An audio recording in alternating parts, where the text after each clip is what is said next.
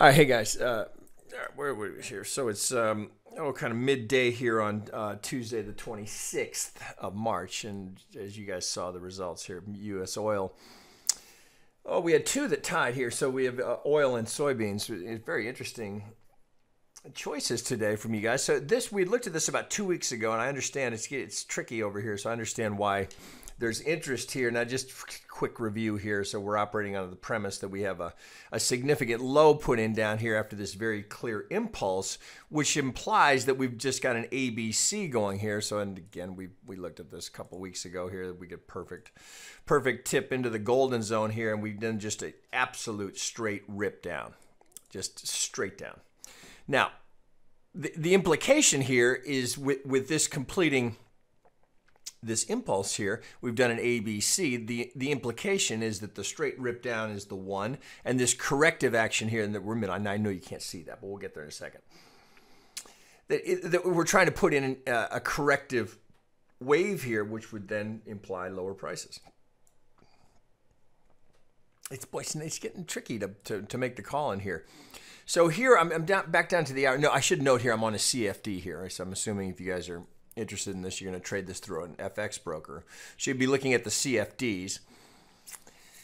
So, you know, I don't hate. So the first leg up here, I that's pretty solid here that I get an impulse into this pivot here, where we've come back to the 38. Oh, let's see. Let me take some of this off here so that I don't kind of over confuse things. Okay, so here, this impulse looks solid. Now here, we're getting this repeatedly. We're getting very shallow retracements here. So if this is going to play as the AB, and at this point, you know, I don't see another choice here for that. So this likely the B. So we have a very shallow B, which, you know, it happens. It's not that uncharacteristic. You know, I mean, so we have a strong counter trend rally here. So to not even make the 38. You know, it would have you looking there pondering whether or not this was a deep enough correction to really call it a B. But, you know, there it is. Now, given the context of what's come after that, I don't see another way to, I don't see another way to play this because this impulse is solid. Yeah, the three wave here is, you know, yet again, the B is a little suspect here because it's very shallow. Even still, though, we do get this three-wave sum, so you got to go into it ain't pretty, but the 1, 2, 3, 4, 5 to finish us down here, and it could be, yeah, boy, I think we've got to do it this way. So now it could be, yeah, that's the lower one. So this has to be 1, 2 here, 3, A, B, C into the 4 down for the 5. So I think that right now, I don't see an alternate here that would draw me towards it. So I think this is an AB is our best, most likely path here. Now, yeah, so here's where it gets tricky. So again, we can get another impulse here. So here, this being our 4, we don't overlap the 1. We've got the subdivision into the 5. So we end up with a double top here for the 1. Now, the three-wave correction here is fairly solid, so I like this as the ABC. Note we go right to the 50, and we run into this structure. So assuming the B is in here, this is correctly identified as the 1, 2, very solid, right? Right where you'd expect it. So this algo's already gotten there. So this from this 50 to, you know, they realized target here, a little reaction, but it's got more legs. So where are we in the count? Well, you've got a similar problem here in that you have very, very shallow retracements. So, you know, one thought was that we had just yet again gone 1, 2 and that we were going to have higher prices, but I don't think in the context of this being a corrective wave that plays as well. So we come swing low, swing high. We come right to the 38. Now I have us currently putting in the A wave here, and potentially now we've got a double top in here for the B, which would imply coming down for the C, potentially to break this pivot.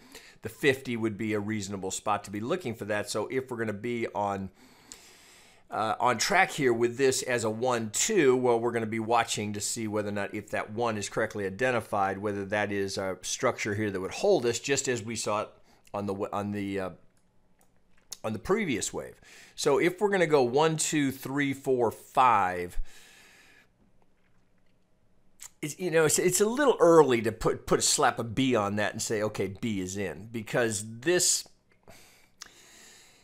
it's just a little premature. So until we get a little more action out of this, to get a little more confident with this as our B, it's the same kind of problem. You don't have a retracement here for the B of the B. So you just pretty much a straight push up into another double top. So a double top, double top. We're seeing this recurring theme here, and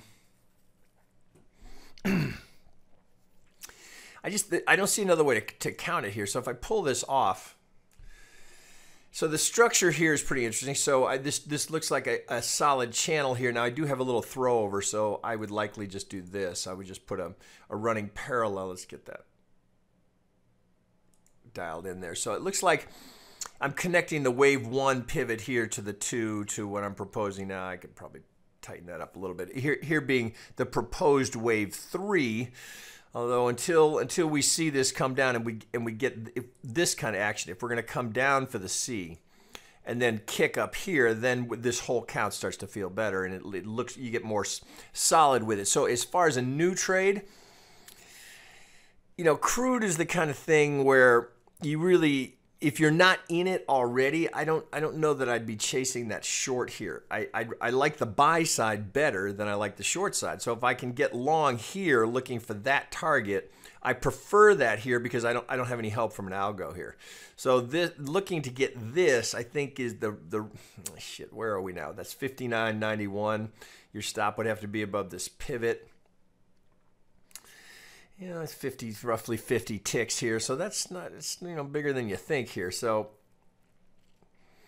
is it tradable? Yeah, you could take that. I mean, is any help here? So we've already hit the pivot, the peak here of the RSI. So coming down, I actually, for me, that you're late here to the party here, and I don't know that I've been sitting there chomping at the bit to sell into that. But if we go even further down here, let me go to a 30-minute here. This looks more like a 5 coming down. You could. That's a little bit of a guesstimate here. So when you find yourself going, oh, could be, maybe, I'm not so sure, is that really, do you want to put some money at risk there? I think this plays as a potential A wave here, hitting the 38 for the A.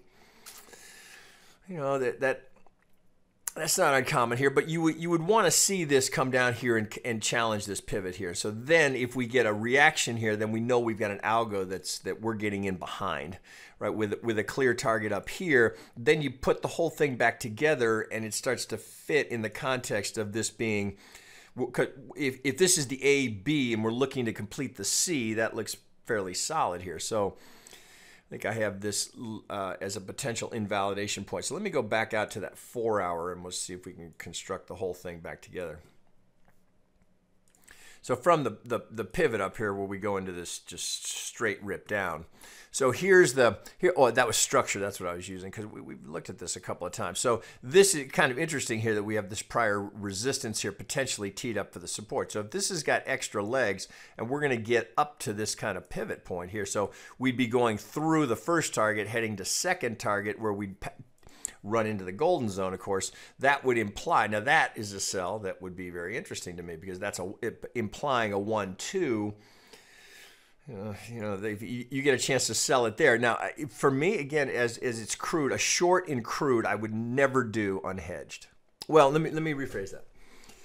I wouldn't do it in the futures market unhedged because I would hedge it with an option, right? So it's just in the shit happens category. Shorting crude, not unhedged, not for me. Now, if I was in here trading it on the CFDs, it's doable here. You don't want to be too tight on it, but if we got up to this 618 and you could get into that cleanly and you didn't have an oil inventory report or something that was teed up that could spike the price or create volatility, I think you're okay with a stop on the other side of the 65. If you're in the futures market and you're trying to get positioned for something big down here, I wouldn't do it with some kind of a hedge just in case.